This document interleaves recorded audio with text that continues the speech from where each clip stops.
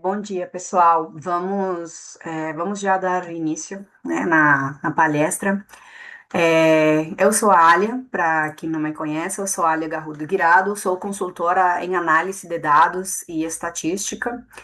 E hoje vamos falar de um tema que ele parece simples, mas que na prática ele define o sucesso ou o sofrimento de uma análise, que vão ser como definir, né, quais são os principais tipos de variáveis e como montar um banco de dados que esteja minimamente bem estruturado para fazer as nossas análises, a parte principal de todo o banco de dados que a gente precisa, de acordo com o tipo de variável que a gente tem. A ideia dessa palestra, ela é bem prática. A gente não vamos começar falando do TST, da nova, regressão, o p-valor, essas coisas. A gente apenas vai dar uma pincelada por cima dos tipos de variáveis e como montar o banco de dados, boas práticas para montar o banco de dados, porque a ideia é, tipo, como que o dado ele é coletado? Como que essa informação ela vai ser registrada? Se eu abrir esse banco de dados no Excel, no SPSS, ou no software de análise que eu for utilizar, ele está realmente pronto para análise? Na área da saúde, especialmente na psiquiatria, é muito comum a gente trabalhar com escalas, com diagnóstico, medicações, internações, muitos tipos de variáveis diferentes. Então, cada uma dessas informações, ela vira uma variável. Tudo que consta como uma informação tem que virar uma variável. Então, se essa variável ela nasce mal definida ou mal tabulada, tudo o restante fica comprometido. Então, a mensagem central que eu quero passar para vocês hoje é que entender o que você coleta e como você armacena economiza muitas horas de trabalho e evita erros lá na parte da análise estatística. Eu gosto de começar com essa frase: um banco mal feito compromete a análise, tá? Mesmo quando os dados foram coletados com excelência, muitas vezes o pesquisador ele teve todo o cuidado clínico, aplicou os instrumentos corretos, seguiu o protocolo, mas na hora de tabular os dados no Excel, por exemplo, várias informações importantes se perdem ou ficam difíceis de interpretar. Então, existe uma ideia muito conhecida em análise de dados, que é que grande parte do tempo do estatístico não é gasto rodando testes, e sim entendendo, limpando e reorganizando o banco. Gente, isso realmente leva muito, muito, muito tempo, porque não é que vai, não necessariamente é a própria pessoa, o próprio pesquisador sempre que vai fazer a parte da análise estatística. Pode ser, mas nem sempre é. Às vezes é um outro pesquisador ou um estatístico, e essas pessoas nem sempre têm todo o conhecimento da pesquisa, das variáveis, do que está envolvido. Então, leva todo um processo para essa pessoa entender o que está sendo feito. E quando eu falo leva um processo, é o recurso mais preciado que a gente tem, que é o quê? O tempo. Então, um banco bem estruturado, bem armazenado, bem documentado, ahorra tempo das pessoas, tanto as que estão trabalhando, como as que vão, talvez num futuro, voltar a ver essas informações que vocês estão passando nesse banco de dados. Tá? Quando um pesquisador ele imagina que a análise começa quando você abre o SPSS, ou Stata, ou qualquer software, não é isso, gente. Na prática, a análise começa no momento que a gente decide como cada resposta vai ser registrada. Por exemplo, se em uma pesquisa de depressão, né, eu registro o diagnóstico como um texto livre, né, uma palavra pode aparecer a palavra depressão, por exemplo, em minúscula, pode aparecer TDM, pode aparecer por extenso, transtorno depressivo maior ou como depressivo. Então, é assim. Para o pesquisador, isso parece a mesma coisa, mas para um software que é um robô, né? Um aparelho, né? É um computador que você está rodando um software. Para o software, são categorias diferentes. Fica claro para a gente que é a mesma coisa, mas para o software são coisas diferentes. Então, é por isso que organizar bem as variáveis antes da análise é uma forma de se proteger e proteger a nossa pesquisa, tá? É uma etapa metodológica, ela não é apenas administrativa. A ideia desse slide é meio que resumir uma das principais mensagens que eu quero passar hoje, tá? O problema, ele geralmente, ele começa antes da gente começar a falar, eu quero um p-valor assim, não. Quando o resultado estatístico, ele não faz sentido, nem sempre o problema está no texto escolhido. Muitas vezes ele está na forma como os dados forem coletados ou digitados. Então, o primeiro erro é a mesma variável, por exemplo, com grafias diferentes. Veja um exemplo aqui no caso do gênero, tá? Uma pessoa pode escrever feminino, feminino com maiúscula, feminino com minúscula, F, fem. Aí são 4 categorias distintas para um software. Mesmo que para a gente seja claramente a mesma categoria. O software entende, são textos diferentes, grafias diferentes, o software vai entender ele como categorias diferentes. Um outro erro que é muito comum é o dado perdido, né? O missing data, sem uma padronização, tá? Um pesquisador deixa a célula vazia, outro escreve NA, outro escreve 999, alguém coloca um traço. Não tem problema você escolher um deles. Não é que eles estejam errados. O que está errado, você não escolher apenas um. Escolher mais é um no mesmo banco de dados. É isso que está errado. Você tem que padronizar e documentar qual é aquele que você está utilizando. Durante a nossa palestra de hoje, eu vou falar várias vezes dos erros e em alguns momentos eu vou falar de como a gente pode corrigir eles, tá? O terceiro erro são datas em formatos mistos. Um estudo longitudinais, isso é crítico, porque se uma visita foi registrada como 03 do 05 do 24, precisamos saber se o 3 é maio e se é 3 de maio ou 5 de março, né? Isso pode mudar o cálculo do tempo de segmento se a gente for fazer através das nossas variáveis, das nossas próprias informações, tá? Outro erro possível é misturar variáveis. Tudo que vira informação tem que ter uma variável que o representa. Então, se eu coloco, por exemplo, sertralina 50 miligramas, parece uma informação única, mas na verdade contém duas informações. Tem o nome da droga e a dosagem. Então, se eu quiser calcular a dosagem média, a dose média, o software não consegue, porque ele entende isso como um texto, então ele vai considerar isso como uma variável categórica e por aí vai fazendo uma cadeia, né, uma bola de neve de que uma coisa não permite a outra e assim por diante, você não vai conseguir nunca calcular o que você quer. Então, nenhum teste estatístico, ele corrige um banco mal construído. O cuidado, ele vem sempre desde o começo, antes da análise.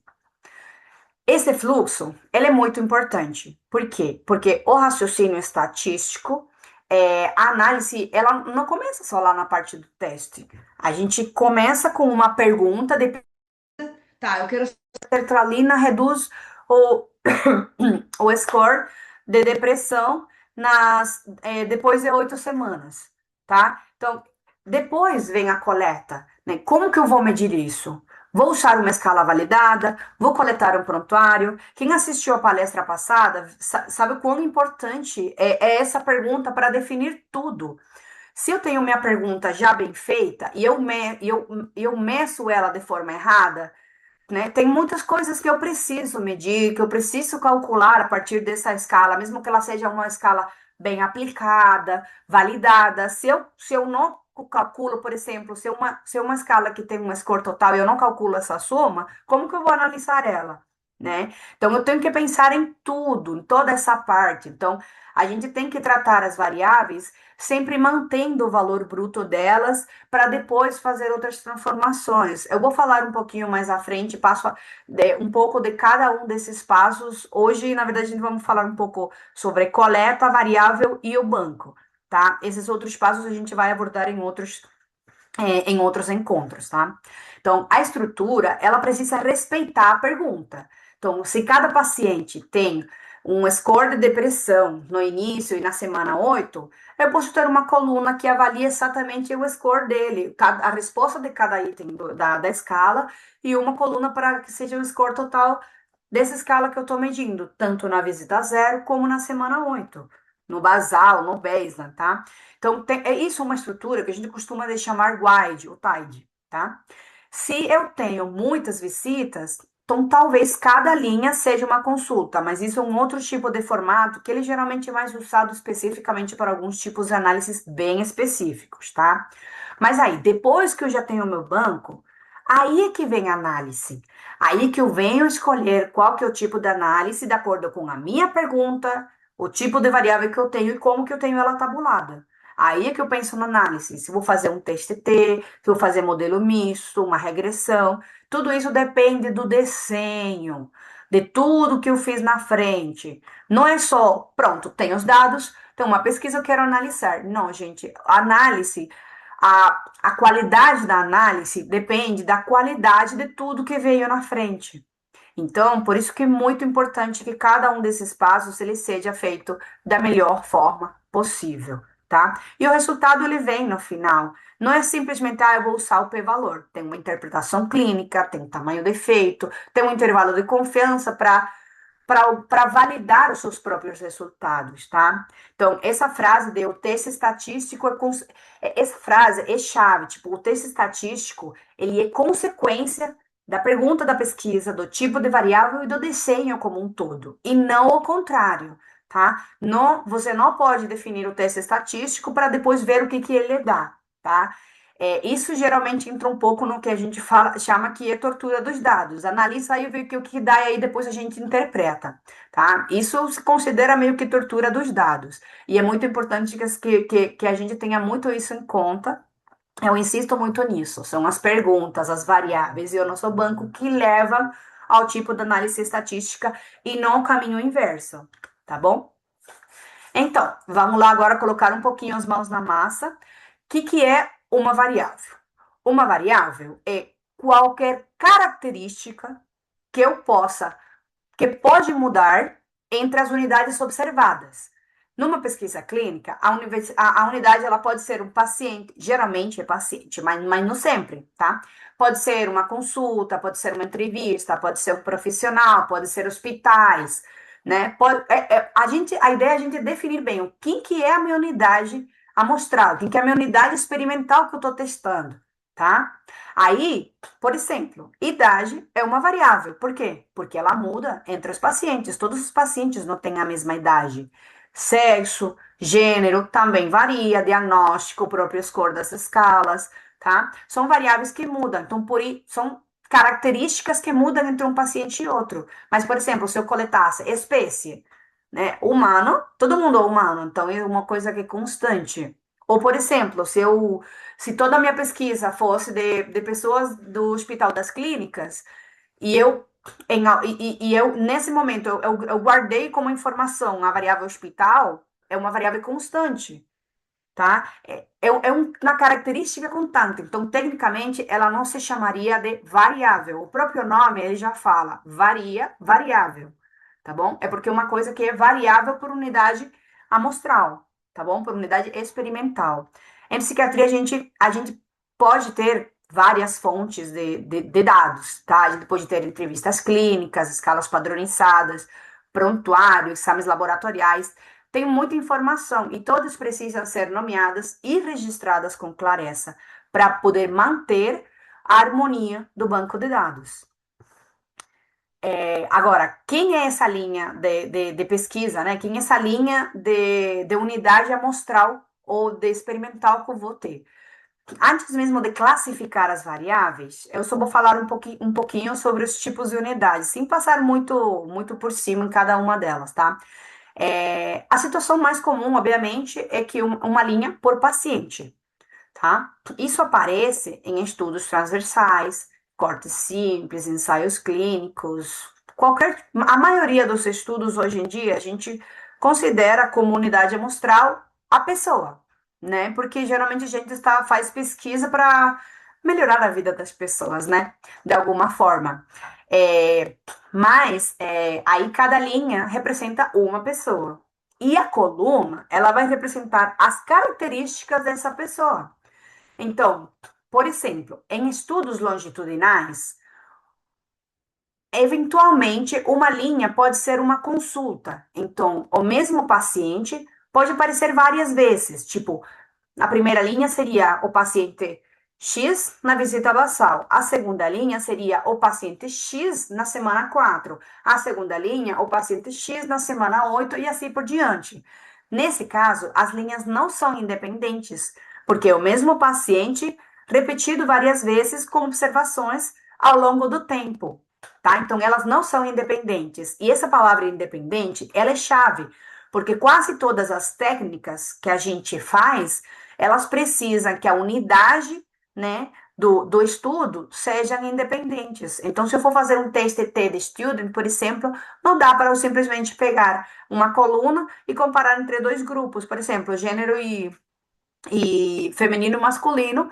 Por quê? Porque cada linha não corresponde a uma pessoa. Cada linha corresponde a todas as observações possíveis de uma pessoa. Então, não temos dados independentes, que é um requisito do TST de Student, por exemplo, para fazer comparações entre dois grupos. Então, isso é uma informação importante, que a gente entenda se a gente está no formato de uma linha por paciente ou se a gente está no formato de todas as observações para cada paciente. Esses dois tipos de abordagem, um se chama formato wide, que é o que a gente mais usa, de uma linha por paciente, e o outro se chama formato longo, tá? Que ele é mais utilizado em algumas técnicas específicas de análise, tá? Em estudos de equipe, a linha pode ser também, por exemplo, profissional, um psiquiatra, um psicólogo, um residente, um enfermeiro, mas a consequência estatística, ela é direta. Se a mesma unidade aparece várias vezes, eu não posso utilizar nenhum texto que assome independência, sem considerar essa repetição, tá? Então, eu posso, em algum momento da minha análise, precisar fazer modelos mistos, modelos generalizados, análises de medidas repetidas. Essas são as análises que geralmente precisam dos dados em formato longo, mas todo dado que está em formato de um sujeito por linha, ele pode ser transformado para o longo e vice-versa também.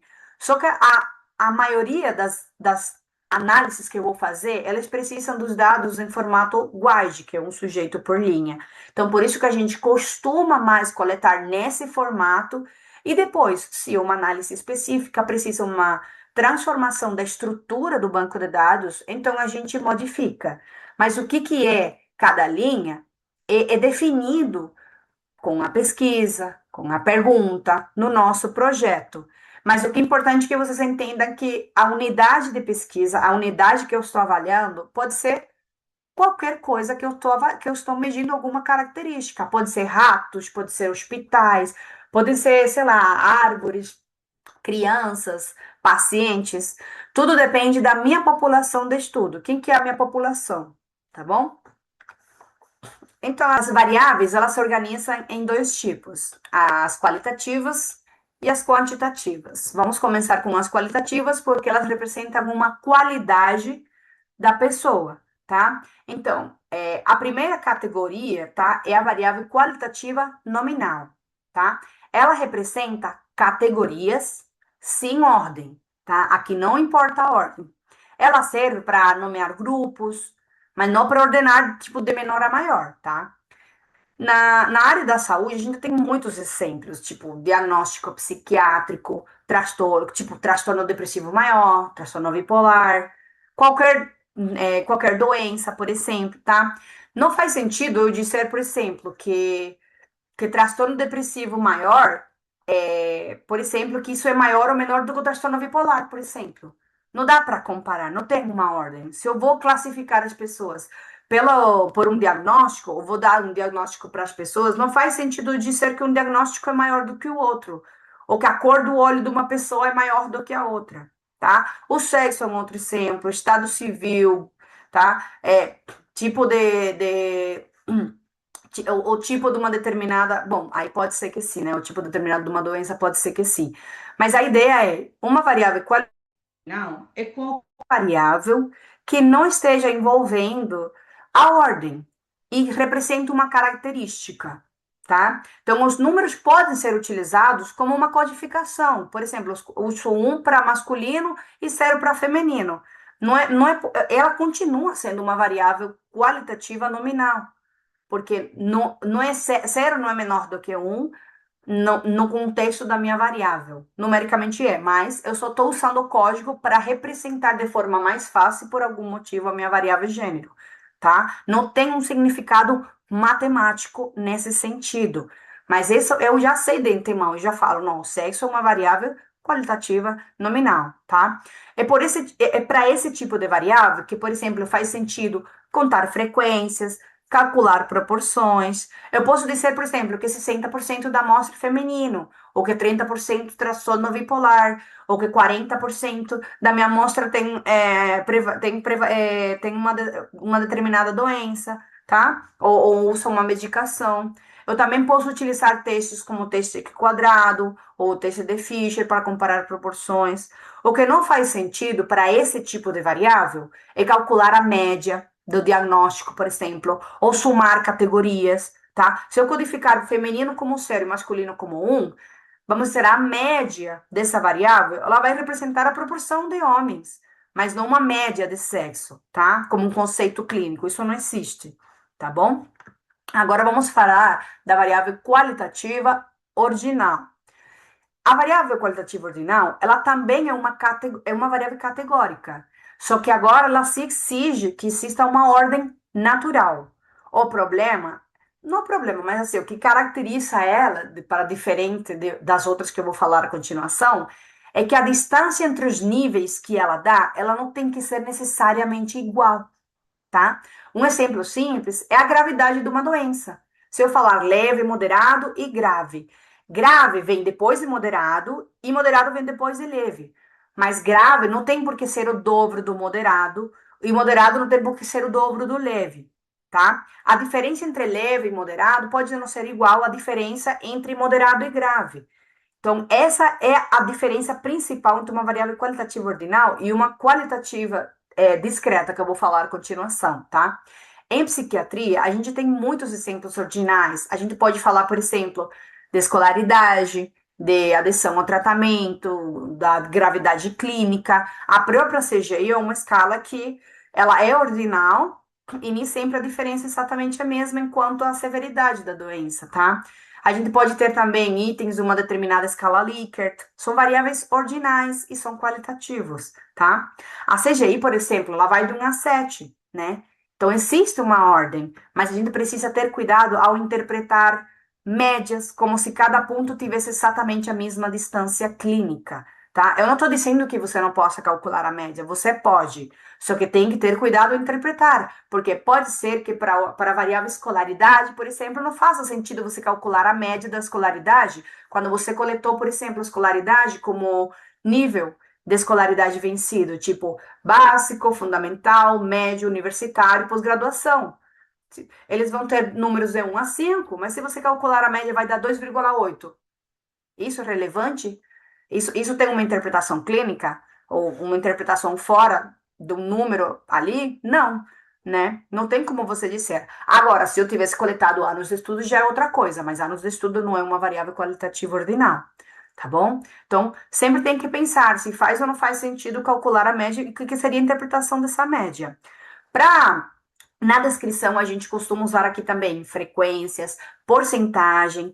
A mediana, geralmente mais utilizada para essas variáveis, porque é um valor que divide a sua amostra na metade, né? Ele fala metade da população, metade da sua amostra, tem valores abaixo desse aqui e a outra metade acima. Então, se for 3 e a escolaridade 3 é ensino fundamental, né? Por exemplo, você já sabe que a metade tem menos do ensino fundamental e a outra metade tem mais, tá bom? Aí pode fazer mais sentido. A gente também costuma utilizar as variáveis de percentis, tá? Perdão. Para comparações entre grupos de outras variáveis, tá? Entre esses grupos, a gente pode estar utilizando testes não paramétricos, né? Quando a gente quer, por exemplo, essa variável entre outros grupos, aí a gente pode considerar Roman-Whitney, ou teste Cruz-Wallis, ou Q-quadrado, tá? Dependendo do tipo de pergunta. Mas lembrando que a nossa variável, ela não vai ter distribuição normal, né? Aquela que a gente costuma utilizar bonitinha para quando se respeitam essas condições. Ela vai utilizar com certeza técnicas não paramétricas, tá? Um erro comum é tratar a escala ordinal como contínua sem refletir. E a gente depois das variáveis vai falar um pouquinho dessas escalas também, tá? Às vezes, isso é aceitável, tá? Mas especialmente quando a gente soma muitos itens e obtemos um score total, tá? Aí um item isolado de Likert, como o de discordo totalmente até concordo totalmente, precisa de ter cuidado. Daí a gente precisa ter um olho ali e ter todo o cuidado do mundo para ver se a gente vai analisar ela como uma variável contínua, que eu vou falar mais à frente, ou como uma variável ordinal, né? Qualitativa ordinal. Agora, já vimos os dois tipos de variáveis que são as variáveis qualitativas. Agora a gente vai falar das variáveis quantitativas, variáveis que medem de são mensuráveis numericamente, tá?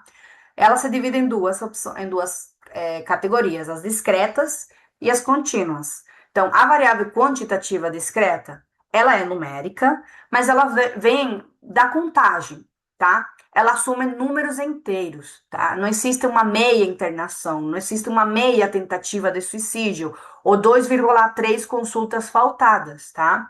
Na psiquiatria, geralmente a gente tem muitos exemplos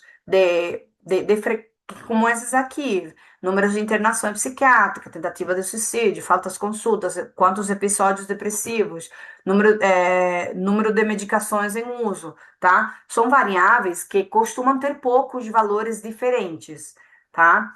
É, essas variáveis, elas parecem simples, mas costumam ter uma distribuição complicada.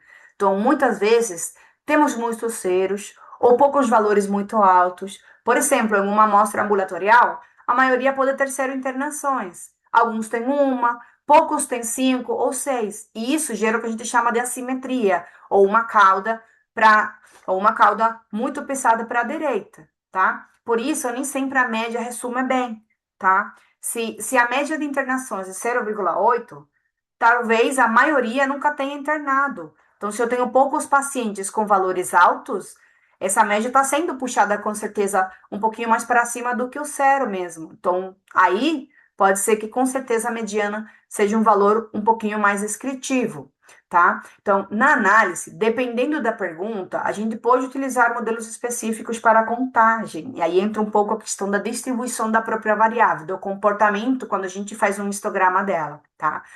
É, existem outros tipos de modelo que abordam variáveis específicas com distribuições que não são as que a gente está acostumado a trabalhar, tipo modelos Poisson, binomial negativo, modelos inflados no zero, tá? Mas isso já é uma coisa um pouquinho mais tem a ver com o tipo de análise e o tipo de distribuição da variável, que é uma coisa que você só sabe. Poderia saber de antemão, mas geralmente é uma coisa que a gente observa depois de ter coletado os dados, tá? Não dá para prever de antemão qual que vai ser a distribuição da minha variável, tá? Só se já teve alguns outros estudos que a gente sabe que a gente espera que a distribuição seja de uma determinada forma, tá? Mas, para uma palestra introdutória como a de hoje, a mensagem principal é: contagem é número, mas não é automaticamente uma variável contínua normal, tá? Agora, o que que é uma variável contínua? Ela é aquela medida, por exemplo, em uma escala numérica, tá? Que costuma. Eu gosto de falar para as pessoas que, tipo assim, uma variável contínua, a diferença de uma discreta, ela tem muitos valores diferentes. Eles podem até ser inteiros, mas tem muitos valores diferentes, tá? Não é a mesma coisa que você olhar, por exemplo, a idade e número de filhos. São duas variáveis diferentes, só que uma pode ir de 0 a 5 na sua amostra e a outra vai de 18 até 60 e pode passar por todos os números inteiros no meio. Concordamos que um tem 5 valores diferentes, ou 6, perdão, e o outro pode ter, né, os 40 que tem na sua amostra, tá? Então, a gente pode também identificar uma variável contínua quando tem casas decimais, né? É uma outra forma da gente identificar uma variável contínua. Em saúde, temos esse exemplo clássico da idade, peso, índice de massa corporal, dosagem de medicação, desde que seja diversas dosagens, porque se você só testou 25, 50 e 75 miligramas de dosagem. Não, gente, essa não é uma variável contínua. Por quê? Só tem 3 valores diferentes, tá? Esse critériozinho, mais ou menos, de ter muitos valores diferentes e ter casas decimais, ele aplica com certeza, tá? Tipo, se você vê muitos valores diferentes, pronto, é uma variável contínua. Se você tem casa decimal, olhando que tenha muitos valores diferentes, é uma variável contínua, tá bom? Então, isso é muito importante para a gente ter essa regrinha ali, na hora de tentar identificar o tipo de variável, tá? Muitos scores totais dessa escala são variáveis geralmente contínuas. Tecnicamente, esses scores são a soma de vários itens que geralmente estão ou em escala de Likert, ou simplesmente tem uma pontuação de 0 a 4, de 0 a 7, alguma coisa assim.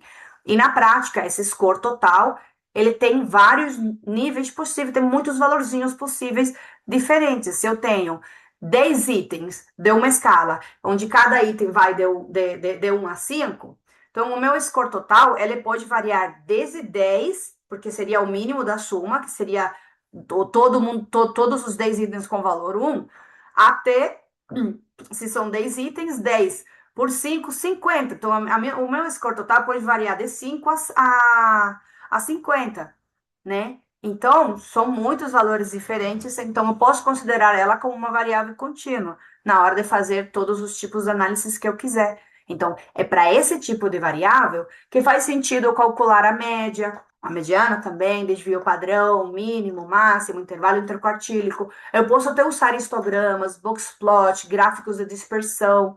É aí onde entram também o que? O TST de student, a ANOVA, a correlação, regressão. Vamos dizer assim, quanto mais valores diferentes tem uma variável, mais informação ela pode trazer, tá? Menos picada ela está, vamos dizer assim, tá? Mas sempre com aquele cuidado. A distribuição importa, tá? Se a variável é muito assimétrica, se tem muitos valores extremos, a mediana pode ser mais informativa do que a média. Então, é aí quando a gente vê que um score, por exemplo, não basta saber que é número. A gente precisa olhar a distribuição, a gente precisa olhar os valores extremos, presença da outlier, se a interpretação clínica faz sentido. Porque se eu tenho valores extremos, os valores extremos, eles impactam diretamente na média. E outra coisa, se a pessoa que está fazendo análise, ela não necessariamente conhece o que você está dando para ela, ela simplesmente vai fazer a análise e tiver um valor, por exemplo, que foi anotado como 100, mas na verdade era 10, foi digitado errado um zero, mas é uma escala que nem chega até 100, a pessoa que vai analisar, se ela não conhece, ela não sabe. Então, por isso que é muito importante a gente também dar um olhar, por exemplo, no mínimo e no máximo, tá? Essa parte inicial descritiva das variáveis, ela é importante para a gente reportar e você, como pesquisador, você perceber. Porque muitas vezes o mínimo e o máximo, ele não é utilizado num relatório, por exemplo, no paper, na tese. Mas o seu olhar como pesquisador tem que passar por essas tabelas que tem o mínimo e o máximo, para você verificar que não passou desapercebido algum erro de digitação, algum erro na coleta, algum erro no instrumento que coletou os dados, que às vezes os dados vêm de alguma ferramenta que calculou, que fez alguma coisa. E é aqui nessa parte que a gente pode perceber um erro. Será que o instrumento estava mal calibrado? E por isso de uma coisa tão absurda ali? Isso é muito importante. Não, deu um valor negativo aqui, e é uma variável que só pode ter valores positivos. O que é isso? Por que tem esse valor? Foi um erro de digitação? Ou foi que, por exemplo, um teste que a pessoa não conseguiu completar e a gente tem que assignar um valor negativo? Lembrando quando eu falei da variável. Mas será que não vale a pena? Isso é uma informação. Valor negativo, a gente coloca valor, sei lá, menos 20 quando a pessoa não consegue completar um teste. Vamos supor que a gente está testando alguma. Não me lembro uma escala que faz isso, mas enfim, às vezes a gente tem isso. Mas aí a gente pensa, então a gente tem duas informações aqui sendo medidas. Fazer o teste ou não fazer, fazer a escala ou não fazer, né? E o score da própria escala. Então, vale a pena dividir em duas variáveis. Uma que tenha o número da escala e outra que seja uma variável binária, sim ou não, se a pessoa conseguiu ou não conseguiu fazer o teste. Porque é uma informação que está contida na mesma variável e ela, numericamente, polui a análise estatística. Porque é uma variável numérica, mas na hora que eu estou fazendo análise, eu posso não perceber que tem um valor negativo. E se eu não sei que não é possível ter um valor negativo, eu não vou perceber como estatístico, por exemplo, que estou à parte, que não sou um pesquisador, eu não vou perceber, vou fazer as minhas análises, esse valor negativo vai poluir essa média, eu vou fazer as minhas análises vão estar erradas. Então, é uma informação que deveria estar à parte em uma outra variável, porque ela diz uma informação diferente do que a que você chamou nessa variável. Se você diz que aí está o score da escala, e o score é só válido para quem conseguiu fazer o teste, pronto, você só coloca o score de quem conseguiu fazer o teste. É como eu coletar numa variável, para uma amostra geral, alguma métrica que só é possível, por exemplo, para mulheres grávidas. Se eu tenho homens na minha amostra, eu não vou colocar cero para eles, né? Eu simplesmente não coloco dado, porque eu já tenho uma variável de gênero e eu já sei que os homens não é que nos homens não entra essa variável, porque ela é só para mulheres e mulheres grávidas. Então pode ser que as mulheres que não estão grávidas sim tenham zero e as que estão grávidas tenham um valor diferente. Mas faz sentido eu colocar essa métrica para os homens? Não. Então eu preciso que tenha uma outra informação. Se eu tenho algum tipo de filtro para uma variável, isso tem que estar em uma outra coluna, uma outra variável do meu banco de dados, tá? Eu saí um pouco aqui do que é variável quantitativa contínua, mas é porque tudo está relacionado, toda informação que a gente fala está relacionada ao tipo de variável, tá? Então, das escalas de medida, eu vou falar só rapidinho. As quatro escalas de medida que a gente tem, tá? Elas são nominal, ordinal, de intervalo e de razão. A ideia não é decorar os nomes, mas entender que cada escala ela permite certas operações em vez de outras. Na escala nominal, a gente só pode fazer, por exemplo, isso aqui é igual a isso daqui? Isso aqui é diferente disso daqui? Por exemplo, diagnóstico, sexo, né? Qualquer variável de grupo, lembrando que não tenha ordem. A gente, o máximo que pode fazer é ver se isso aqui é igual a isso daqui, ou se essa categoria é igual a essa daqui, ou se é diferente dessa outra aqui, tá? São as perguntas que podem surgir em torno de uma variável nominal, com uma variável com escala nominal, tá? Na escala ordinal, além de igual a diferente, a gente também pode medir coisas como a mediana, tá? Tipo assim, como a gente tem uma ordem, aí a mediana faz sentido, se é gravidade, se é adição, se é a própria CGI, né? A gente pode dizer que um nível é maior que o outro, mas a distância entre os níveis, lembrando, não é necessariamente uniforme. Se vocês percebem, além do igual e diferente, que está incluído aqui, tá? A gente tem outras variáveis. Agora vamos para a escala intervalar. Na escala de intervalo, a gente sim tem uma distância uniforme, só que aqui a diferença é que o zero ele é arbitrário. Temperatura em graus Celsius, por exemplo, é um exemplo clássico. Em pesquisa clínica, muitos scores são tratados de forma parecida. A diferença entre 10 e 15 pontos é uma diferença de 5 pontos, mas o zero no score nem sempre significa ausência absoluta de qualquer fenômeno, tá? Em sentido matemático. E essa é a diferença da escala intervalar com a escala de ração. Aqui, a gente pode fazer todas as mesmas operações válidas do nominal, da ordinal, e ainda também faz muito mais sentido fazer a média, desvio padrão, tá? Essas outras métricas também fazem muito mais sentido que na escala intervalar. Então, se vocês percebem, eu tô incrementando operações matemáticas válidas aqui, tá? Já na ração, existe o ser o verdadeiro, seja idade, peso, adoçagem. São exemplos possíveis. Aqui faz sentido de ser 40 miligramas é o dobro de 20 miligramas. O que 10 anos de doença é o dobro de 5. E o zero, né, pode com certeza existir, tá? Então, quanto mais rica é a escala, né, de cima para baixo, né, é mais rica a escala. Então, mais operações são possíveis. Mas isso também exige mais cuidado da coleta, tá bom? Agora, por que que essa escala importa? Porque ela determina três coisas: como a gente descreve, como a gente visualiza e como a gente vai analisar. Não é só o tipo de variável, então a escala dela também importa. Na descrição, uma variável nominal, ela pede frequência e porcentagem. Por exemplo, percentual de pacientes com transtorno depressivo, com TAB, né? Uma ordinal, ela Ela pode medir a mediana, a distribuição por categorias. Uma contínua pode ser descrita por média, por desvio padrão, ou pela própria mediana no intervalo interquartil. O gráfico, a lógica também muda. O diagnóstico, ele fica melhor com um gráfico de barras, ou um gráfico de pizza, por exemplo, onde você vê claramente quem tem e quem não tem, tá? Já quando a variável é ordinal, a gente pode utilizar, por exemplo, barras ordenadas. Quando a variável é contínua, né, numa das outras escalas, aí o gráfico pode ser um histograma, um box plot, um gráfico de linhas, ao longo do tempo, né?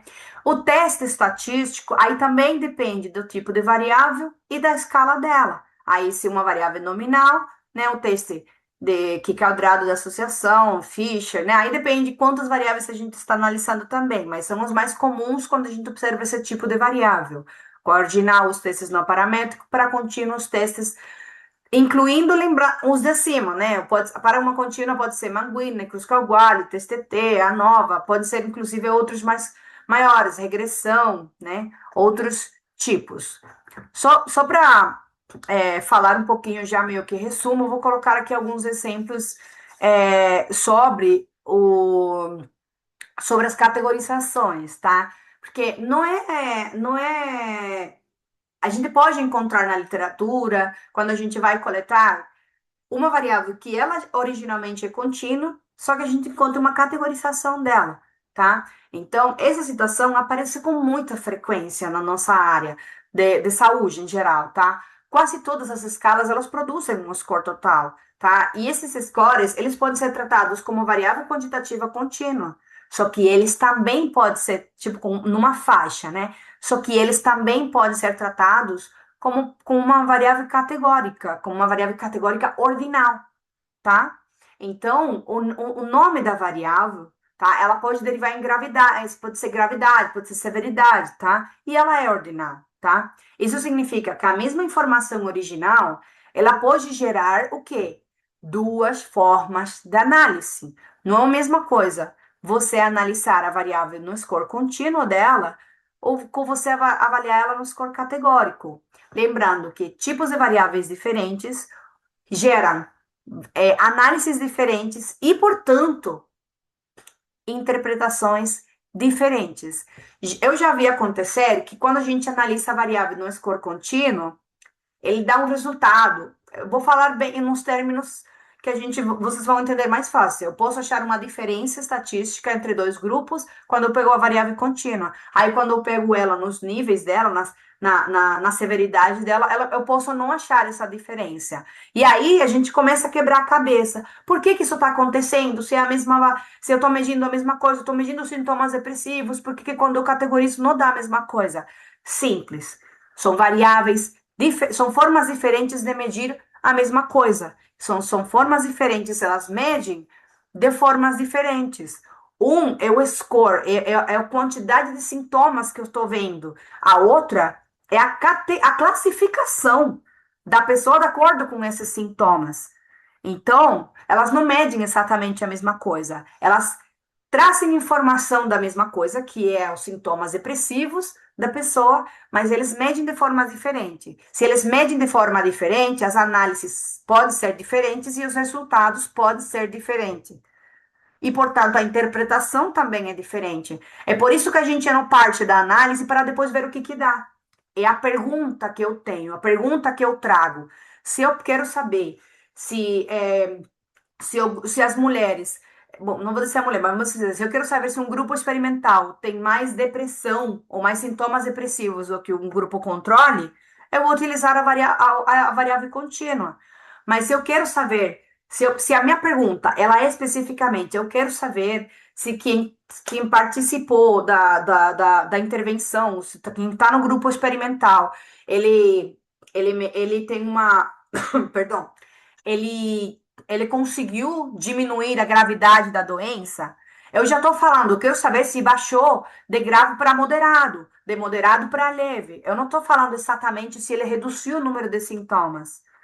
Então, é a minha pergunta que vai fazer com que eu colete uma determinada informação e eu saiba, então, qual análise fazer. Ah, mas eu quero fazer as duas só para ver o que dá. Posso? Tecnicamente, pode. Adequadamente, não deveria. Porque a sua pergunta é que diz qual análise, qual, vamos dizer assim, qual versão da variável você vai utilizar, tá? É a sua pergunta que dirige essa análise. Então, se a sua pergunta é focada para a variável categorizada, você vai fazer análise com a variável categorizada. Eu não estou dizendo que você não possa fazer com a contínua, só que você tem que ter o cuidado na hora de interpretar, porque a sua resposta principal vai ser focada na variável categórica. Se você utilizar a contínua, ela é uma análise complementar que você pode descrever, mas se ela entrar em contradição com o resultado que você, não necessariamente em contradição, mas se ela dar um resultado diferente do que você obteve quando você analisou a sua pergunta específica, esse resultado, ele não vai atrapalhar a resposta da sua pergunta, porque ele é uma análise complementar. A sua pergunta foi respondida com uma variável categórica, tá bom? É muito importante que a gente perceba isso, que tipos diferentes de formas de avaliar a mesma característica, por assim dizer, que seria sintomas depressivos, geram análises diferentes e interpretações diferentes.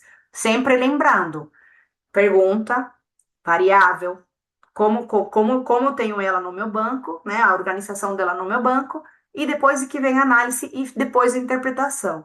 Esse fluxo que eu coloquei numa das apresentações lá atrás, é muito importante que ele seja respeitado, tá bom? É isso aqui uma outra pergunta que às vezes gera confusão também. O que que é o desfecho principal e o que que são desfechos secundários, tá? O desfecho principal, ele é aquele que responde diretamente à pergunta principal do seu estudo. Ah, mas a minha pergunta, ela envolve muitas coisas. Eu tô falando de saúde mental em geral, eu tô olhando depressão, ansiedade, ou várias escalas relativas à saúde mental. Tudo bem, você pode ter vários desfechos principais. Mas os outros que você avaliou podem ser secundários. Geralmente são secundários. Você está avaliando os desfechos de saúde mental, então você tem várias escalas, beleza? Aí você avaliou a UKU para sintomas adversos, você avaliou a depressão, a ideação suicida, a qualidade do sono também. São exemplos de outras escalas que você está medindo, porque de alguma forma elas estão associadas aos desfechos principais da sua pesquisa, mas elas não são o objetivo principal da sua pesquisa. Elas são para complementar, para validar o seu estudo e você também coletou elas. Só que elas são o quê? Secundárias, tá? Os desfechos secundários, eles ampliam a leitura, tá? Eles são importantes, mas eles não substituem a sua pergunta central. Só para você entender, se falta para você alguma das escalas secundárias, isso pode ou não prejudicar a sua pesquisa no sentido de invalidar ela. Pode ou não, tá? Tem alguns que sim. Se, por exemplo, se a sua pesquisa é avaliar a tolerabilidade e você quer verificar como se fala, tolerabilidade e ai, tem um outro termo, mas eu não me lembro agora, de uma determinada intervenção, você precisa avaliar a escala, porque você está. Seu objetivo principal talvez é ver se essa intervenção ela melhorou os sintomas, ela reduziu os sintomas de depressão. Aí você coletou a Hamilton Day.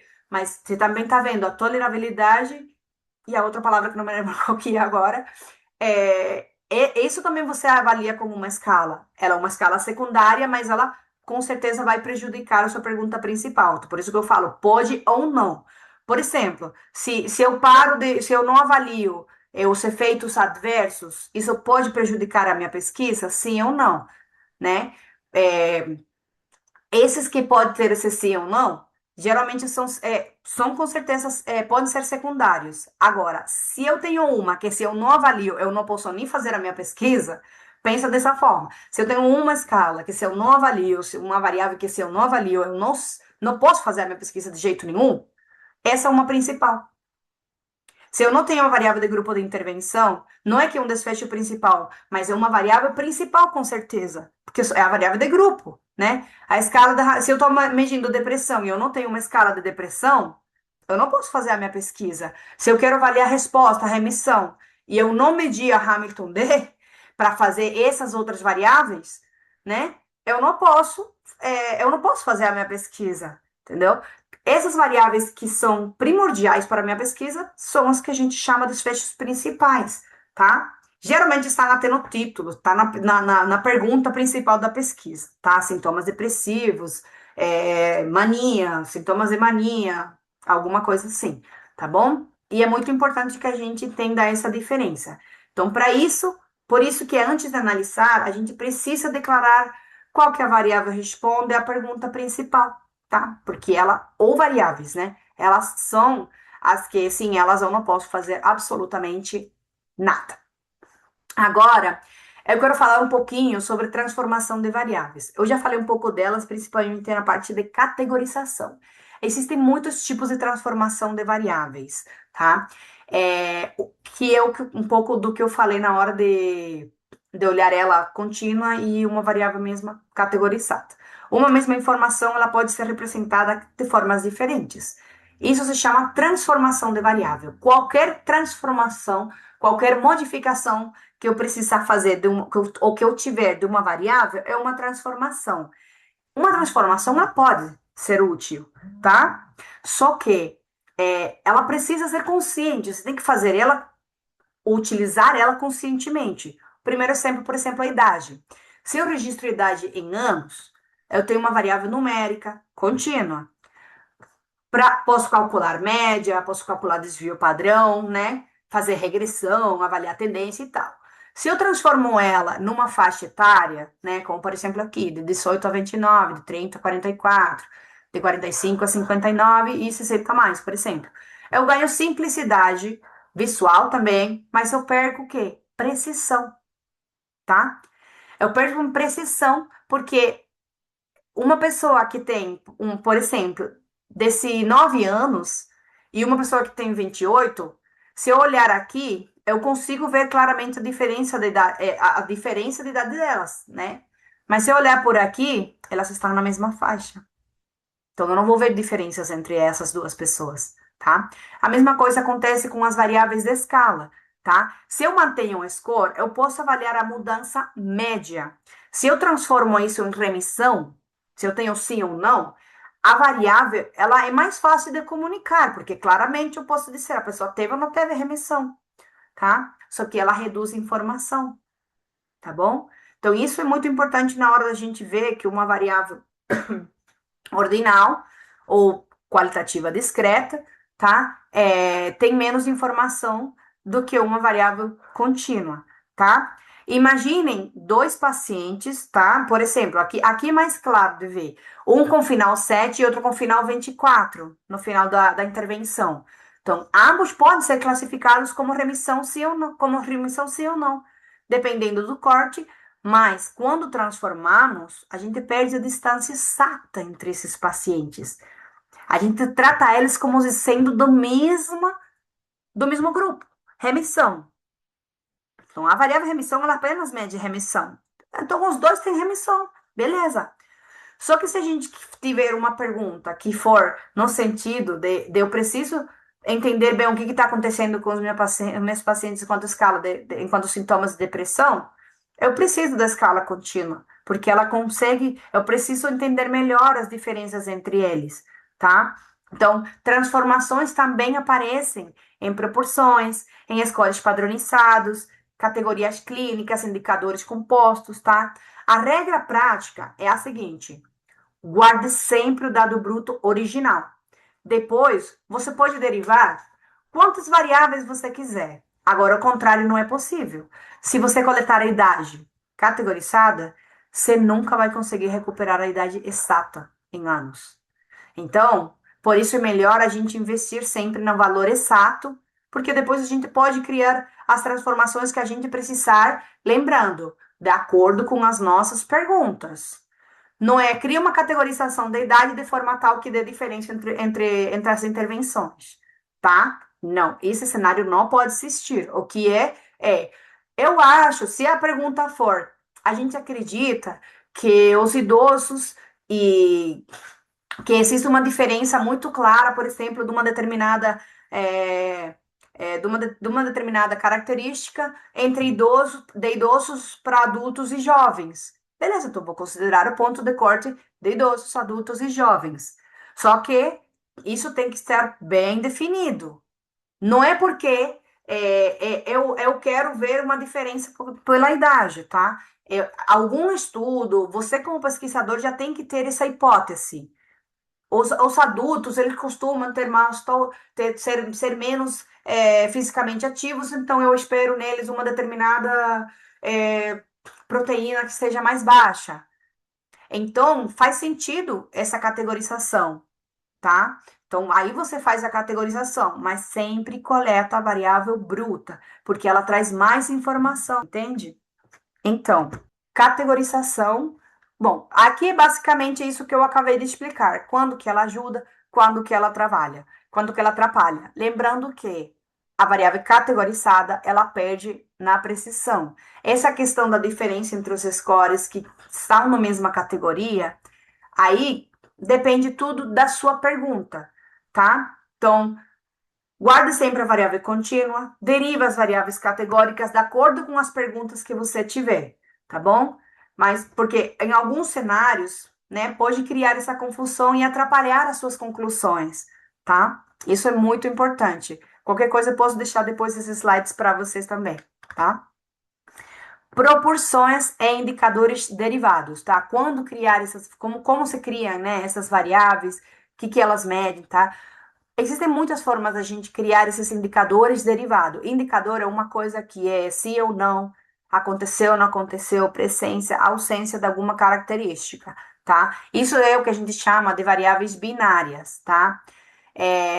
Muitos indicadores clínicos, eles são variáveis derivadas, porque eles resumem várias informações em uma medida mais interpretável, tá? Por exemplo, adesão, eu posso medir, né, a adesão perdão, como sendo o percentual de dosagens tomadas sobre o total, né, de doses prescritas. Se eu pretendia que durante a intervenção o paciente tomasse 30 comprimidos, e eu tenho de alguma forma como medir quantos ele tomou, né, reduzindo o viés, né, associado a isso. Aí eu pego o total de comprimidos tomados, divido pelo 30, que seria o total de comprimidos que deveria tomar, e eu tenho adesão, tá? O resultado pode ser interpretado como uma proporção de 0 a 100, multiplicando por 100, obviamente, esse quociente. Mas para esse cálculo fazer sentido, a gente precisa guardar o quê?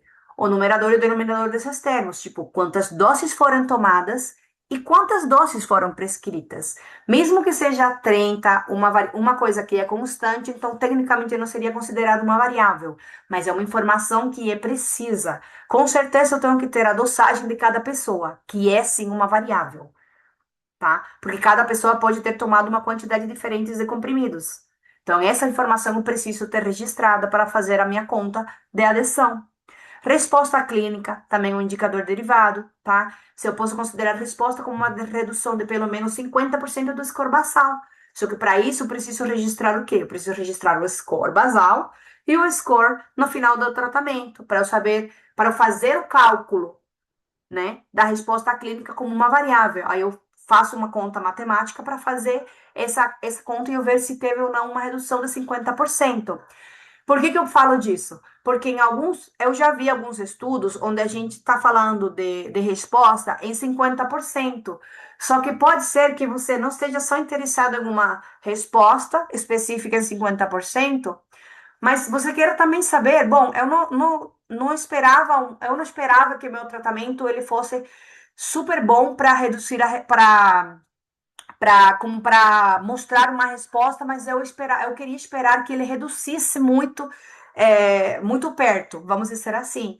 Aí então eu não quero ver o quanto, se ele teve uma resposta clínica, eu quero ver o quanto que ele reduziu. Aí você não vai calcular a resposta clínica como sendo uma variável sim ou não.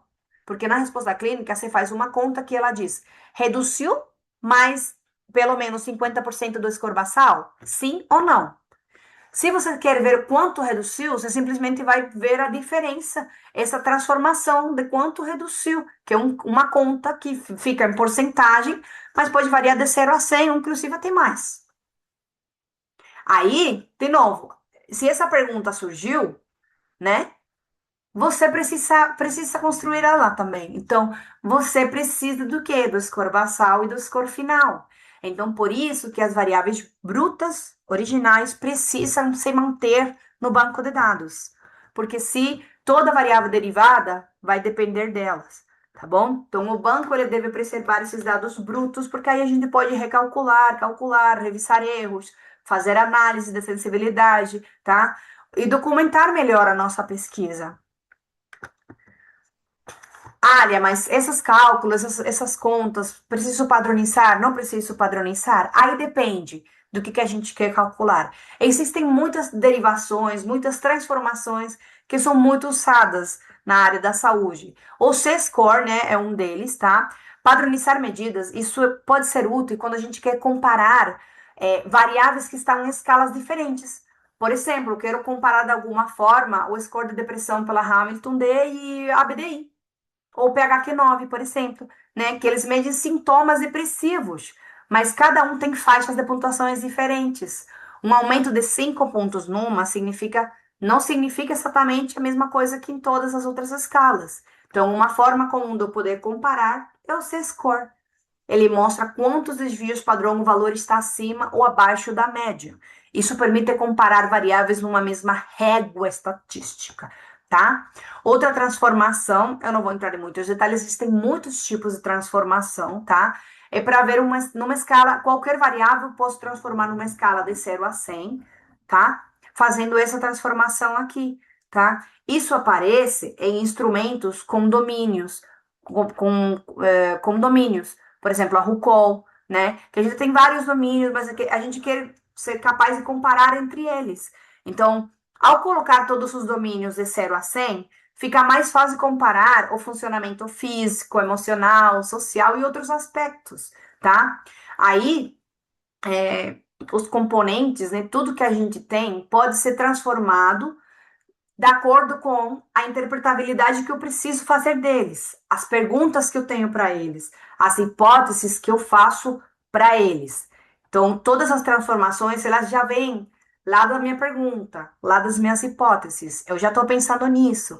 E outra coisa, se eu vou comparar os meus resultados com outros papers que utilizaram uma transformação específica, para eu poder fazer o meu estudo, o meu resultado ser comparável com os de outros estudos, eu preciso ter as minhas variáveis na mesma, vamos dizer, na mesma estrutura, na mesma conta do que esses outros estudos. Então, se eu estou trabalhando com os domínios da RUCOL e eu vou comparar os meus resultados com estudos que utilizaram os domínios da RUCOL, não em porcentagem, e sim no próprio valor que representa de 0 a 1, por exemplo, ou de 1 a 5, dependendo do total dos valores, eu preciso ter a minha escala nos mesmos valores que eu vou comparar. Porque se eu estou trabalhando com porcentagem e eles lá estão trabalhando com valores de 1 a 5, nos outros papers, como que eu vou comparar meu 36 com um 4 lá? Ou com um 2 lá, né? É muito diferente. Então, você precisa ver, estudar. Por isso que é o estudo inicial, a revisão de artigos que você faz, ela também já traz informação que vão levar às suas perguntas, às suas hipóteses, né?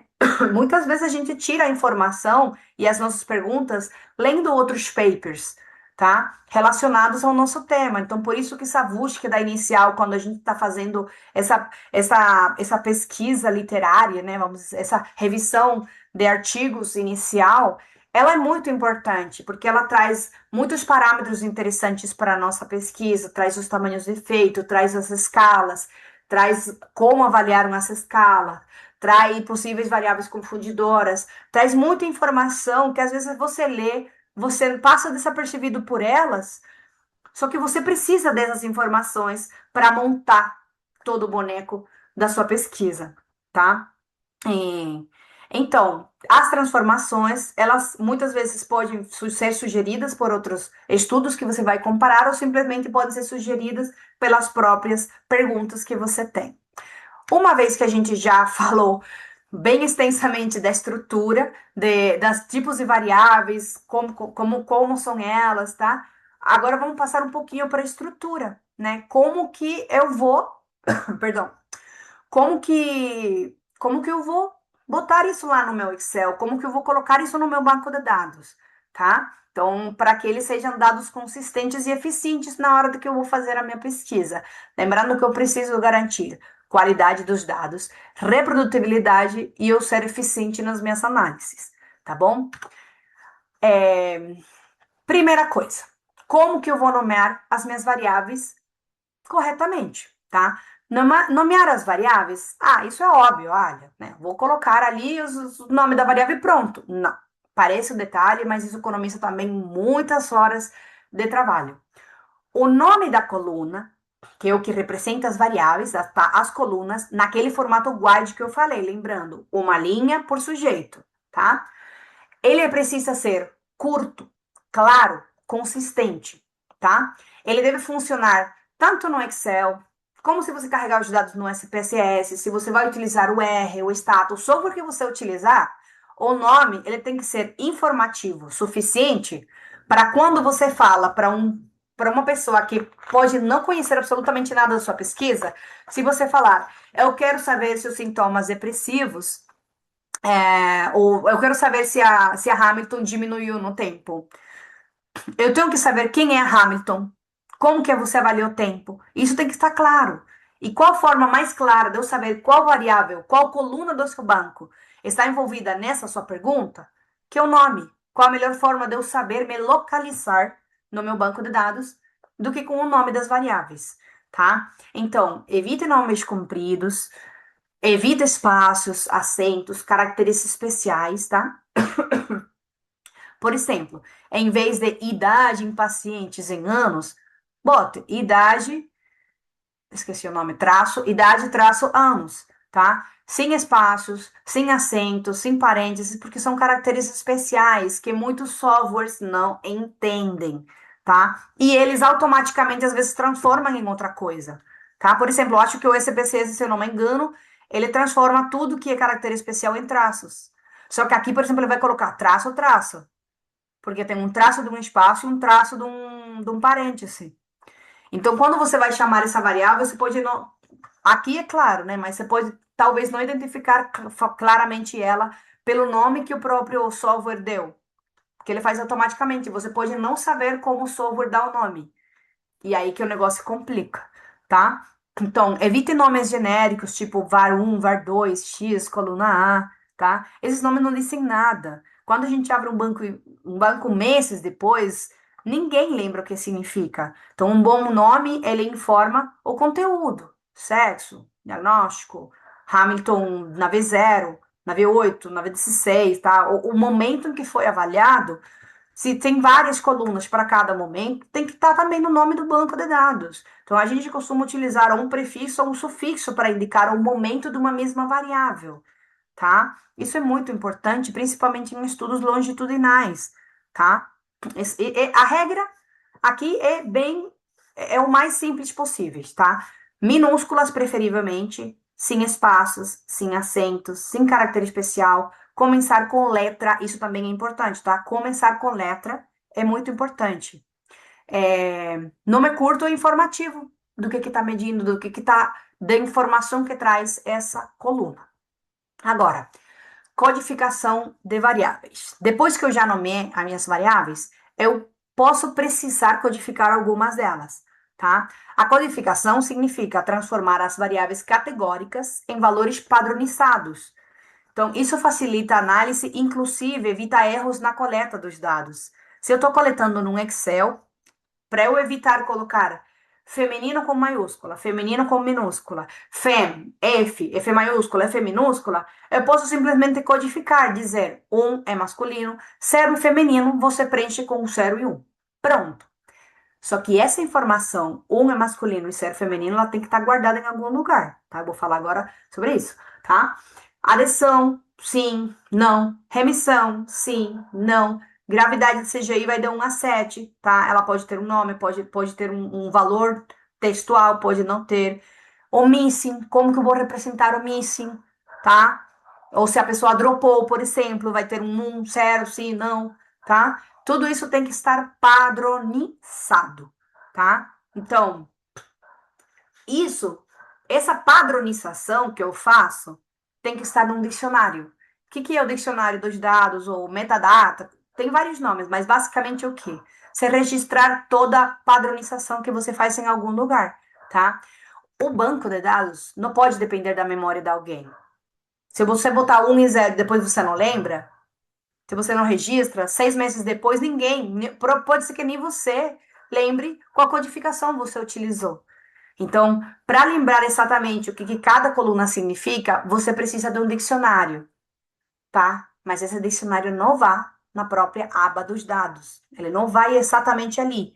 Os dados são brutos. 1 e 0. Pronto. Você coloca esse dicionário em outro lugar. Se você está fazendo um Excel, coloca na outra aba do Excel. Se você está fazendo no SPSS, o próprio SPSS, na estrutura deles, ele tem esse dicionário para as variáveis categóricas. Mas se você precisar colocar alguma outra informação, por exemplo, acrescenta uma coluna que seja observações. Não, mas é uma informação geral dos dados.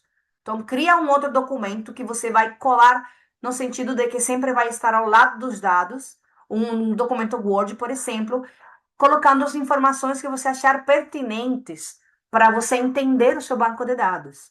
E esses dois se mexem juntos. Então, um é dados e outro informação dos dados. Você pode se chamar. Coloca um nome que seja claro, que um vai com o outro, tá? Qual que seria a estrutura ideal de um banco de dados, tá? Isso aqui é um dos slides mais importantes de maneira prática, assim, tá? Um banco de dados pronto para análise, ele segue 3 regras simples. A primeira regra, uma linha representa a unidade da análise, já falamos disso, que é o formato wide. Pode ser paciente, consulta, internação, o que você quiser, mas bem definido. Cada linha é um sujeito, tá? Uma unidade. Segunda regra, cada coluna, ela representa uma variável, uma única informação para essa variável, dessa unidade observacional que você tem, tá? Idade, uma coluna, acesso, uma coluna, diagnóstico, uma coluna, medicação, dosagem, tudo isso tem que estar numa coluna, tá? Não misture informações diferentes na mesma coluna. E a terceira regra é que uma célula, ela contém uma única informação da variável para essa pessoa, para esse ID, para esse paciente, tá? Então, uma célula é um dado. Então, se eu tenho 3 pacientes e 5 variáveis, eu tenho 15 células. Então, eu tenho 15 informações, tá bom? Beleza? Então, sertralina, por exemplo, aqui, né? Sertralina, dose 50 miligramas. Lítio, 900. E assim por diante, tá? Cada informação, nessa regrinha aqui, você não vai se confundir. Uma linha, uma coluna, e para cada linha e coluna eu tenho uma informação, tá? Essa organização, lembrando que se chama formato Wide, o TIDE, tá? Ele pode parecer menos bonita visualmente, né? Que é uma planilha, parece uma planilha, mas ela é melhor do que uma planilha decorada, assim, tipo, com cores, tá? É muito melhor para análise, tá? A pergunta prática aqui é: se eu exportar essa planilha para um Excel, para um CSV, eu consigo abrir ela lá no SPSS? Eu consigo abrir ela no R? Consigo abrir ela no meu formato de análise? Tá? Então, isso, se sim, a gente tá no caminho certo. Se não dá algum problema, se não travar, mas é muito mais complexo do que só abrir, tá? A gente tem que revisar uma por umas variáveis, né? Vendo aquelas métricas, mínimo, máximo, qualquer tipo de variável que o próprio software entendeu o que ela é, tá bom? Então, só para falar um pouquinho do Excel, porque ele é onde muitos bancos nascem. A maioria das pessoas escolhe o Excel como planilha, né, para montar os dados. Ele é uma ótima ferramenta de digitação, tá, e organização, mas ele precisa ser utilizada como um banco de dados e não como um relatório visual, tá? A primeira linha tem que ser o cabeçalho, tá? Uma única linha com nomes técnicos, como a gente já falou, das variáveis, tá? Nada de título grande, nada de logo, subtítulo, cabeçalho de 2 linhas, nada disso, porque o software não entende isso. Se você carregar um banco de dados que tem 2 linhas, um para indicar o grupo de variáveis sociodemográficas, variáveis relacionadas à saúde mental, e aí você tem todas as escalas, todos os itens dessas escalas, e na segunda linha você tem cada coisa que você está coletando nas colunas, aí já o software você perdeu. Ele já não entendeu nada do que você está passando para ele. Porque os softwares entendem que a primeira linha é no máximo o cabeçalho. A segunda linha é onde começam os dados. Então, não coloque linhas em branco antes, nem descrições no topo. Se quiser explicar a pesquisa, usa outra aba, tá? Idealmente, tenha uma aba só para dados, outra para o dicionário dos dados e outra para possíveis anotações, tá? Não misture tudo na mesma aba. A primeira coluna geralmente tem que ser algum tipo de ID único, tá? De identificado, tá? Evita sempre passar, né, para quem for analisar dados sensíveis dos pacientes. Evite o nome do paciente por confidencialidade, tá? Porque os nomes, inclusive como variável, o nome é ruim porque ele pode ter erros de grafia, tá? Tente sempre utilizar códigos numéricos sempre que possível. Também eu recomendo manter sempre duas versões dos dados, se forem em Excel, tá? No formato próprio do Excel para planilhas de formatação e outro no formato CSV, tá? Porque o CSV é universal, ele pode ser importado em qualquer software de análise de dados, tá? Então, a frase-chave aqui é: se a primeira linha tem mais de uma altura ou várias linhas de título, você provavelmente tem um relatório e não uma tabela de dados, tá bom? Aqui eu quis resumir os principais erros para a gente nunca fazer numa planilha, tá? Mais à frente eu vou falar um pouquinho sobre como consertar eles. Erros comuns, tá? Especificamente, especialmente quando a gente tem uma planilha montada pensando numa apresentação visual. Eu quero ver uma planilha que seja bonita, tá? Esses são os principais erros que eu vejo, tá? Mescla de células, tá? Quando a gente mescla, visualmente parece organizado, só que o software lá apenas vai pegar a primeira célula, a segunda ele vai interpretar como que tá vazia, tá? Segundo, nunca utilizar cor como informação. Se casos graves estão pintados de vermelhos e essa informação não existe para o software, ela precisa virar o quê? Uma coluna no seu banco de dados. Por exemplo, gravidade. Eu vou mostrar um exemplo agora no próximo slide, tá? Terceiro, não crie subtabelas na mesma aba. Não coloque uma tabela de pacientes à esquerda, outra de grupos à direita e um resumo embaixo. O software espera uma tabela contínua, tá? Então, nada de subtabelas. Não coloque linhas em branco no meio para separar grupos. Isso quebra filtros, a importação, a leitura automatizada, tá? Esquece, não coloque linhas em branco para separar visualmente os grupos, tá?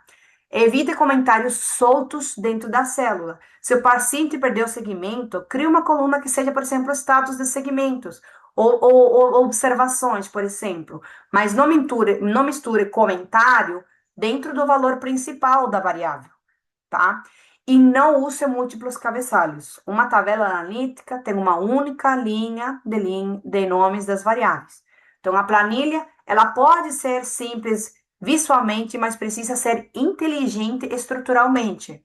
Então, isso aqui use como uma regra. Se a planilha parece bonita para você, ela provavelmente é ruim para o software, tá bom?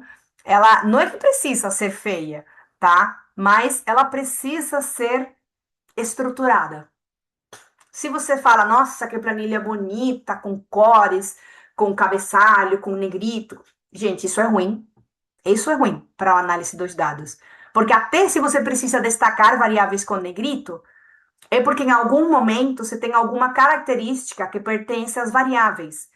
Só que talvez você não consiga registrar no banco porque ela é informação relativa às variáveis e não aos pacientes. Cria uma aba com uma tabela que diga as variáveis x, y, c correspondem a tal coisa. As variáveis w, w, y e qualquer outra coisa correspondem a outra coisa. Mas uma outra aba do seu banco de dados, tá bom? Nunca no mesmo. Lembre, toda a informação que você precisa que você coloca visualmente tem que virar informação de alguma forma, ou no seu banco de dados, ou no dicionário dos dados. Esse aqui é o exemplo que eu ia falar sobre o negocinho das cores, porque eu vejo muito ele, realmente eu vejo muito ele com frequência, tá? Então, as células são pintadas, por exemplo, aqui para indicar a gravidade, né? A gravidade, né? Uma adição, né? Para uma pessoa olhando a planilha, isso parece ser óbvio, né? Vermelho é grave, amarelo intermédio, verde é bom. Só que quando a gente colocar isso no nosso software, ele não vai entender, porque a cor desaparece. Então, a forma correta é criar uma variável real, tá? Então, por exemplo, severidade, tá? Colocando na metadata. 2 é grave, 1 é moderado, 0 é sem gravidade, por exemplo. Ou, ou né, no caso que eu for colocar ali as questões. Então, a cor, ela pode até ser usada como um apoio durante a digitação, mas nunca deve ser o único lugar onde a informação aparece. Eu não estou dizendo que você não possa utilizar a cor, mas eu estou dizendo que se você utiliza a cor para uma informação, essa informação tem que estar numa variável, tá bom? É, Então a regra é simples. Se é importante para interpretar, filtrar, contar ou analisar, você precisa estar, essa informação precisa estar numa coluna, tá bom? Aqui tem alguns outros erros, né? E como corrigir. Aqui eu tô falando de alguns dos principais também, tá? E como corrigir. Alguns deles eu já falei, né? As células mescladas, então separa eles e repete o valor em cada linha. Filtros quebrados, né? Por a questão das linhas vazias, tá? Eliminar essas linhas, só pronto. Dados inconsistentes, por exemplo, você coloca aí a data dessa forma, também colocar dessa forma. Aí daqui a 6 meses você não sabe se o primeiro dado aqui é o mês ou é o dia. Então, na metadata tem que estar a padronização. Escolhe uma, formato de data, coloca e reescreve tudo para ficar nesse formato. O mês em data, o que que é? Isso também tem que estar no dicionário, né? No metadata dos dados. Escolha só um e coloca tudo dessa forma. A maioria dos softwares entendem o dado perdido como célula vazia. Mas alguns têm para você dizer, olha, o dado vazio é o 999, ou é o NA, ou é o qualquer outra coisa que você quiser. O SPSS, por exemplo, tem para você dizer, ele automaticamente entende a célula vazia como missing data. Mas se você utilizar outro, ele tem para você dizer. O R também tem. Tem vários softwares que tem para você dizer essa informação, só que aí depende do software que você utilizar. Evitar o texto livre excessivo, tá?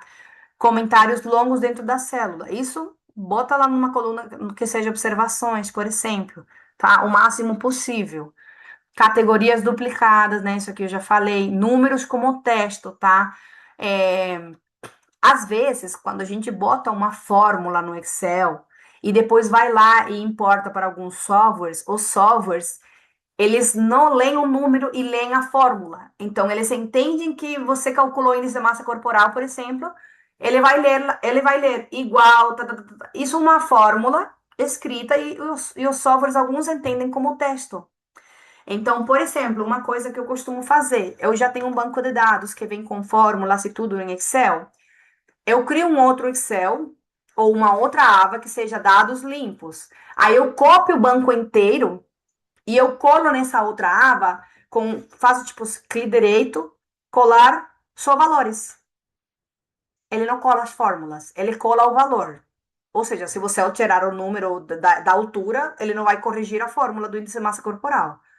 Ele cola apenas os valores, mas isso é uma coisa que você só faz. Esse tipo de cópia e cola, como são valores, eu só faço quando o banco de dados está pronto, final. Não tem mais coisa para construir, não tem mais variável para construir, não tem mais nada.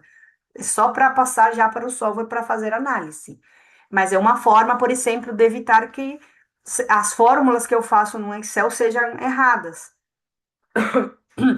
tá bom? Ou quando você exporta para CSV um Excel, por exemplo, também você evita as fórmulas, tá? E o negócio das variáveis misturadas, né? Dividem em várias colunas. Então, boas práticas, né? Isso aqui meio com um checklist básico, mas você tem eu fiz, esse aqui é um rápido, se você quiser, mas eu fiz um melhor um pouquinho mais para frente aqui, né? Um checklist final, tá? Eu acho que esse aqui tá mais documentado para cada tipo de informação que a gente viu hoje, tá? Esse anterior, ele é só para a parte do banco de dados. Esse aqui é em geral, para tudo, para os passos, né? De tudo que a gente viu hoje, tá? Então, antes de rodar o primeiro teste, a primeira análise, passe nesse checklist aqui.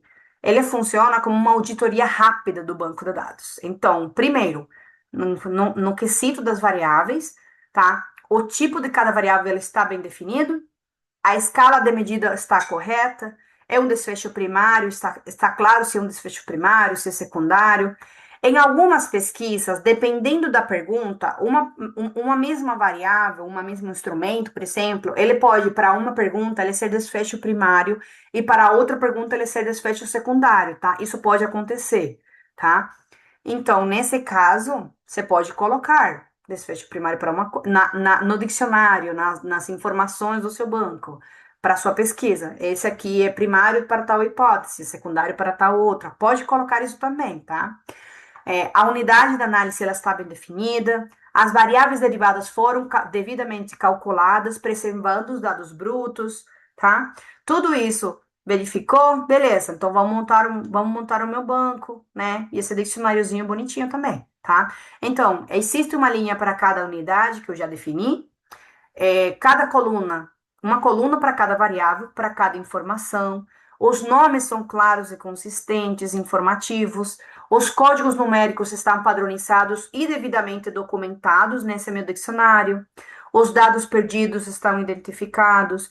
Eu tenho esse meu dicionário pronto já, tudo está certinho, tudo está colocado lá, toda informação que eu preciso para se daqui a 10 anos eu quero voltar nesse banco de dados, eu entender tudo, né? Tudo isso pronto.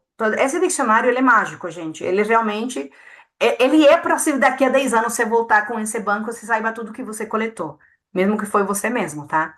E o terceiro é a qualidade dos dados. Verificar que não tenha dados duplicados, categorias duplicadas, tá? Que as datas estejam padronizadas, números como realmente números, tá? Que não tenha aquele negócio das células mescladas, tudo aquilo, tá? Esse checklist, gente, vai evitar muitos problemas e muito tempo, tanto para você como pesquisador, como para os dados. E também ajuda na comunicação com o orientador, com a equipe, com o estatístico.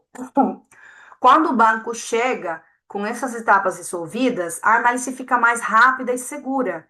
Inclusive, você analisou, fez o seu estudo, publicou os resultados, daqui a 10 anos vem alguém que fala: eu gostaria de ter os seus dados para refazer, para replicar, porque eu fiz análise para e tal coisa, eu fiz essa intervenção e eu quero replicar o seu estudo.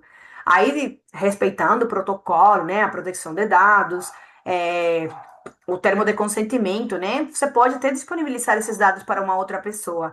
Então, essa pessoa tem que entender o que que você está coletando ali, né? Que hoje em dia é a era dos dados, né? Então, a gente pressa muito pela divulgação dos dados e essas coisas, respeitando sempre os termos de consentimento, as permissões, Lei Geral de Proteção de Dados e todas essas questões, tá? Então, minha sugestão é, antes de enviar o banco de dados para análise, revise este slide, como se ele fosse essa sua checklist, né, a sua lista de controle. Se algum item falhar, corrija antes, tá bom? Bom, gente, para terminar, eu quero reforçar que a mensagem principal aqui é entender o que que você coleta e como você vai armazenar. Isso vai economizar horas de trabalho e vai evitar dores de cabeça na análise estatística.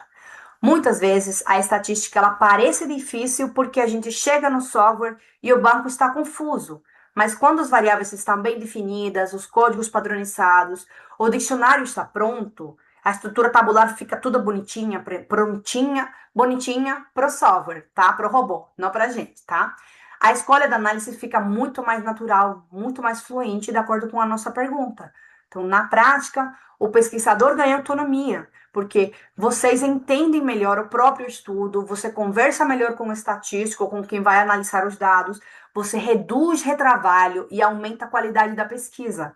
Então, antes de fazer análise, pense no banco. Antes de escolher o texto, pense no seu desfecho, na sua pergunta. Antes de abrir o software, pergunte: minhas variáveis estão claras? Minha planilha está realmente pronta? Então, muito obrigada a todos pela presença. Eu espero que esta apresentação realmente ajude vocês a organizar melhor o banco de dados desde o início dos projetos que vocês têm, tá?